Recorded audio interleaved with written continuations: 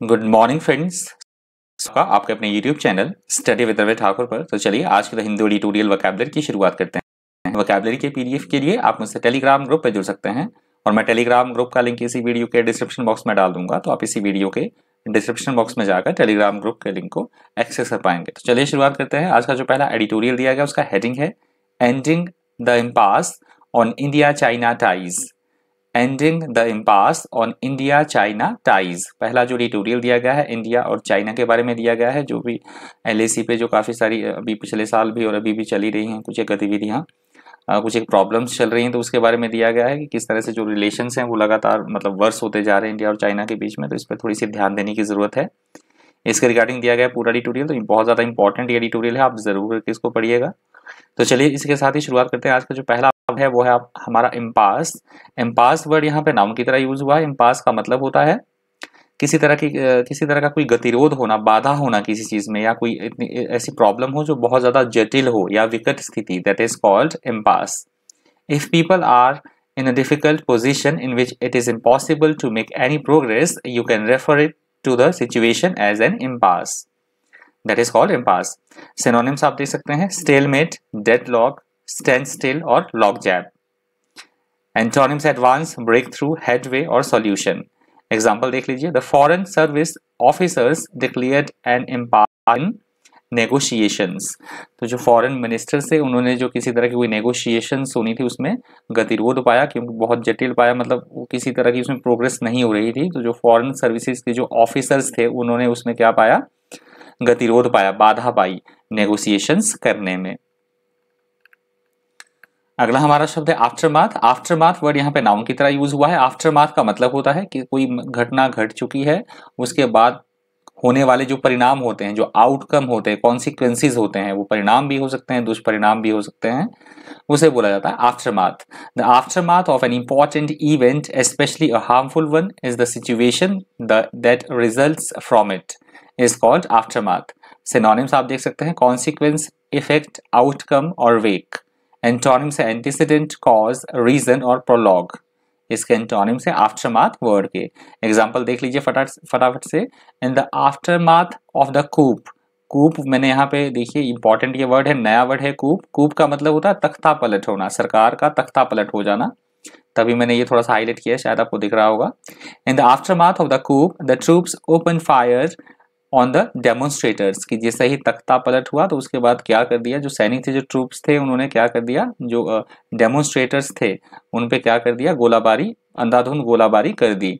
जो डेमोन्स्ट्रेटर थे उन पर अंधाधुंध गोलाबारी कर दी, किसके बाद भी, तख्ता पलट के बाद।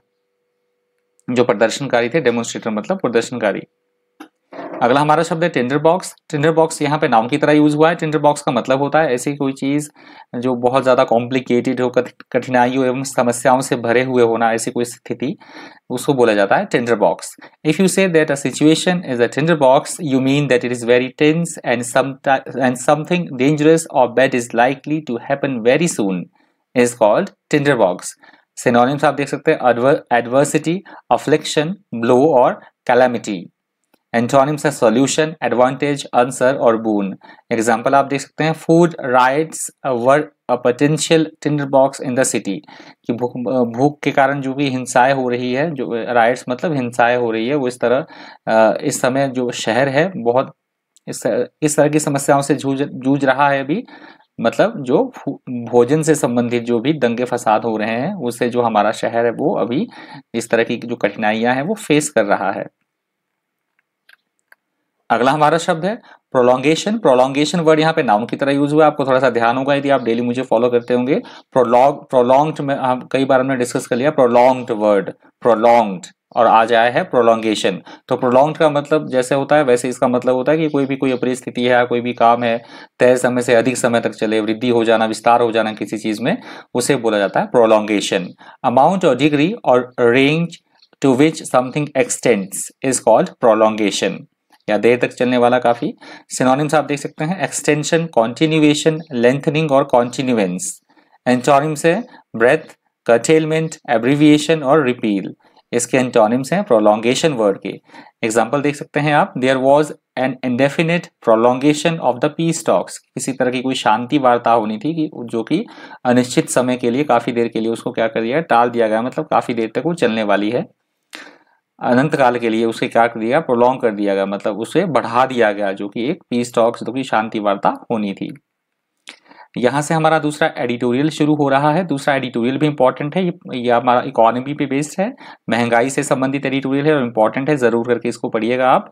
Growing precarity on fuel prices and rising inflation, की किस तरह से, आपको पता ही होगा यदि आप न्यूज फॉलो करते होंगे डेली बेसिस पे, किस तरह से जो पेट्रोल और डीजल के दाम है वो डे बाय डे बढ़ ही रहे हैं, और इससे की मुद्रास्फीति, इससे मुद्रास्फीति महंगाई दर भी काफी बढ़ रही है। तो इस बारे में बातें कही गई हैं कि किस तरह से सरकार को करना होगा कि थोड़ा सा टैक्स कमी करके, क्योंकि इससे क्या हो रहा है, ट्रांसपोर्टेशन कॉस्ट भी बढ़ रही है, फ्यूल प्राइसेस बढ़ते हैं तो ट्रांसपोर्टेशन कॉस्ट बढ़ेगी, मतलब आम आदमी बहुत ज्यादा असर हो रहा है इस चीज का। तो इसके रिगार्डिंग कही गई पूरी बातें, इंपॉर्टेंट एडिटोरियल है, इसको भी जरूर करके आप पढ़िएगा। दूसरे एडिटोरियल से पहला वर्ड है प्रिकैरिटी। प्रिकैरिटी वर्ड यहाँ पे नाउन की तरह यूज हुआ है। प्रिकैरिटी का मतलब होता है ऐसी कोई स्थिति जिसमें अनसर्टेनिटी हो, अनिश्चितता की स्थिति, या फिर हम बोल सकते हैं जो सेफ ना हो, थोड़ा डेंजरस हो, उसे बोला जाता है प्रिकैरिटी। सिनोनिम्स आप देख सकते हैं, अनसर्टेनिटी, वल्नरेबिलिटी, वीकनेस और इंस्टेबिलिटी। एंटोनिम्स है परमानेंस, एश्योरेंस, सर्टेनिटी और क्लैरिटी। एग्जाम्पल आप देख सकते हैं, it would put us in a very precarious position, कि यह हमें बहुत खतरनाक स्थिति में जो है वो डाल सकता है, बहुत अनिश्चित या खतरनाक की स्थिति में हमें ये चीजें डाल सकती हैं। अगला हमारा शब्द है प्रोपेल्ड। एक दो दिन पहले भी ये वर्ड आया था, ये आपको ध्यान होगा। प्रोपेल्ड वर्ड यहाँ पे वर्ब की तरह यूज हुआ था। प्रोपेल्ड का मतलब होता है किसी भी चीज को आगे की तरफ बढ़ाना, फॉरवर्ड डायरेक्शन में, आगे की तरफ धकेलना या आगे की तरफ बढ़ना, उसे बोला जाएगा propelled. To propel something in a particular direction means to cause it to move in that direction is called propelled. Synonyms आप देख सकते हैं, पुश्ड, थ्रस्ट, मोटिवेटेड और लॉन्च्ड। एंटोनिम्स है एजिटेट, ब्लॉक, डिक्रीज और डिस्ट्रॉय।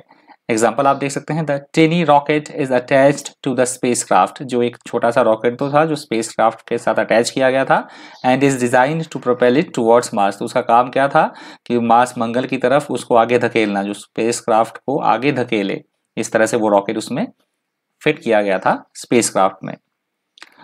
अगला हमारा शब्द है डिस्कंसर्टिंगली। डिस्कंसर्टिंगली वर्ड यहाँ पे एडवर्ब की तरह यूज हुआ है। डिस्कॉन्सर्टिंगली या कंसर्टिंगली, आप कुछ भी बोल सकते हैं। डिस्कॉन्सर्टिंगली बोले तो ज्यादा अच्छा है। डिस्कॉन्सर्टिंगली वर्ड यहाँ पे एडवर्ब की तरह यूज हुआ है। डिस्कॉन्सर्टिंगली वर्ड का मतलब होता है ऐसी कोई बात जो हमें परेशान कर दे, एकदम से हमें एंग्शियस कर दे, कंफ्यूज कर दे, परेशानी में डाल दे, उसे बोला जाता है डिस्कॉन्सर्टिंगली।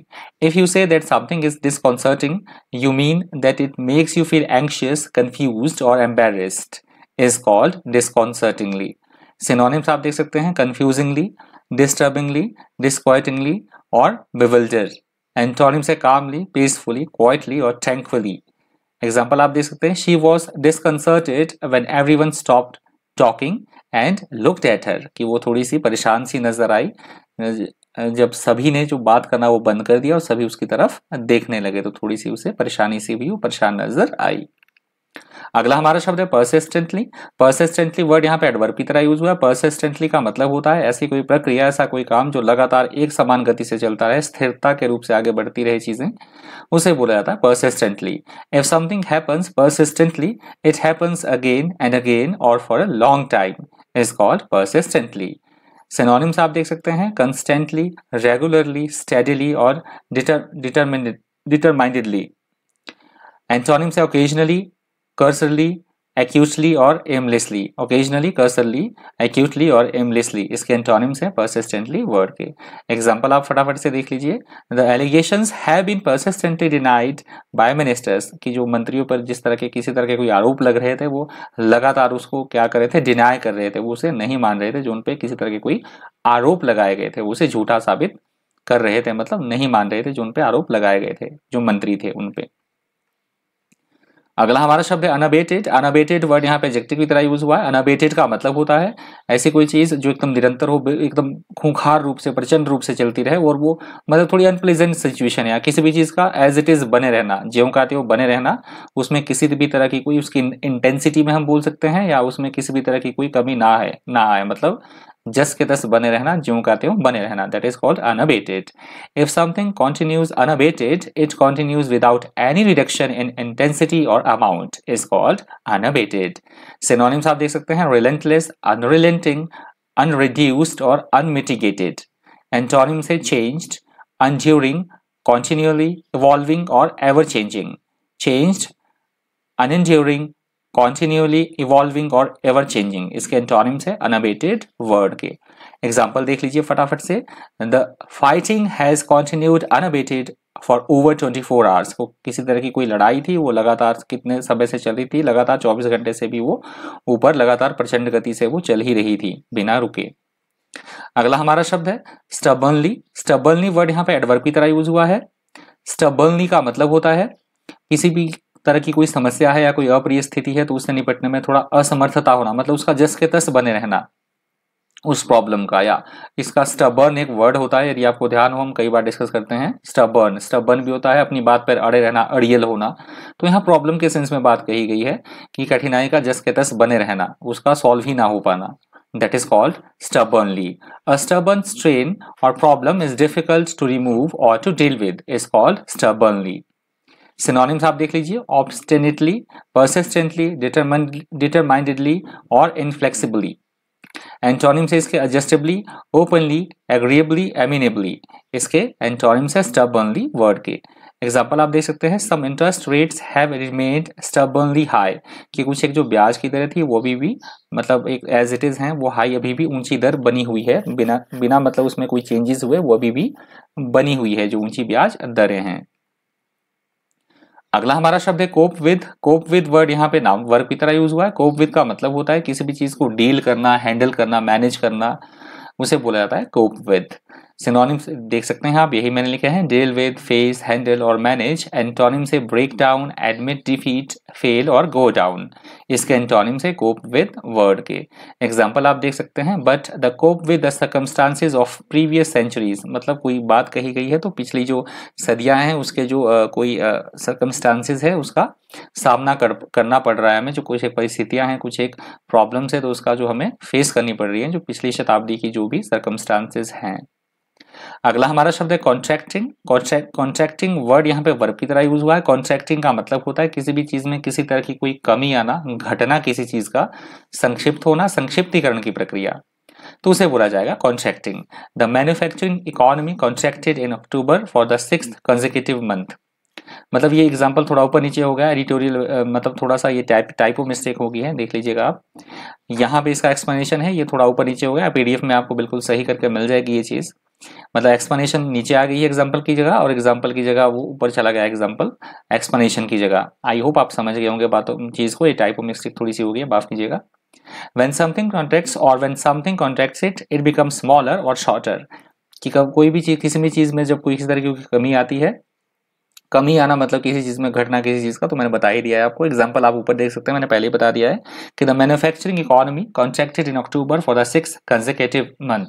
कि जो मैन्युफैक्चरिंग इकोनॉमी थी वो लगातार जो अक्टूबर से लगातार 6ठे महीने उसमें क्या हुआ, बिल्कुल वो कमी हो रही है, उसमें लगातार वो गिरावट आ रही है उसमें. सिनोनिम्स आप देखते हैं शॉर्टनिंग, कंप्रेसिंग, कंडेंसिंग और कंपैक्टिंग.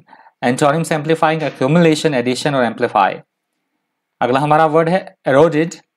एरोडेड वर्ड यहाँ पे वर्ब की तरह यूज हुआ है. एरोडेड का मतलब होता है किसी भी चीज का क्षय हो जाना, खत्म हो जाना, किसी चीज का काटना, किसी चीज को खत्म करना, उसे बोला जाता है इरोडेड. या आपने जैसे बारिश होती है तो बारिश के कारण भूमि जो क्या होती है विरोध हो जाती है, मतलब जो मिट्टी होती है ऊपर की वो बह जाती है, तो हम मृदा अपरदन भी बोल सकते हैं इरोडेड को. इस कंटेक्स्ट में भी ये वर्ड यूज होता है. If the value of something erodes or is eroded by something such as inflation or age, its value decreases, is called eroded. Synonyms आप देख लीजिए, abridged, crumple, pitted और diminished. Abridged, crumple, pitted और diminished. Antonyms है new, amust, troubleshoot और strengthened. इसके antonyms है eroded word के. एग्जाम्पल आप देख सकते हैं, competition in the financial market place has eroded profits. की लगातार जो जिस तरह से जो फाइनेंशियल मार्केट प्लेस में जो है कंपटीशन, लगातार जो है प्रतियोगिता बढ़ रही है, जिसके कारण जो है प्रॉफिट में, लाभ में जो है वो लगातार कमी आ रही है. तो आई होप आपको आज का सेशन जो है इन्फॉर्मेटिव लगा होगा, आपने कुछ सीखा होगा आज की वोकैबुलरी से. आपका किसी तरह का कोई सजेशन है तो प्लीज़ कमेंट बॉक्स में आप ज़रूर करके कमेंट कर दीजिएगा। वीडियो आपको हेल्पफुल लगता हो, इन्फॉर्मेटिव लगता हो तो प्लीज़ वीडियो को लाइक कर दीजिएगा और अगर हो सके तो ज़्यादा से ज़्यादा वीडियो को शेयर भी कर दीजिएगा।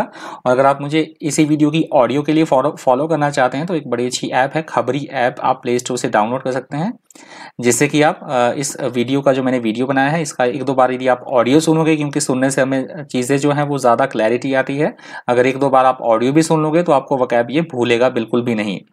तो आप प्ले स्टोर से जाके खबरी ऐप डाउनलोड कर सकते हैं। वहाँ पे आपको सरकारी नौकरी के अंडर मेरा चैनल आपको मिल जाएगा, द हिंदू एडिटोरियल वोकैबुलरी, आप वहाँ चेक कर सकते हैं। दूसरे क्रिएटर्स भी वहाँ काफ़ी काम कर रहे हैं, तो आपको बहुत सारी नॉलेज उस ऐप से मिलेगी। करंट अफेयर्स आप वहाँ पे देख सकते हैं, कई सारी दूसरी मोटिवेशंस की चीज़ें भी वहाँ पे आपको मिल जाएंगी। तो बड़ी अच्छी ऐप है, आप देखिएगा डाउनलोड करके प्ले स्टोर से। तो आई होप मैंने थोड़ा ज़्यादा आज बोल दिया, इसके लिए माफ़ी चाहूँगा। तो इस आज की वोकैबुलरी में इतना ही। इसी तरह के इन्फॉर्मेटिव वीडियोज़ के लिए आप बने रहिए चैनल पर। Thank you, thanks for watching.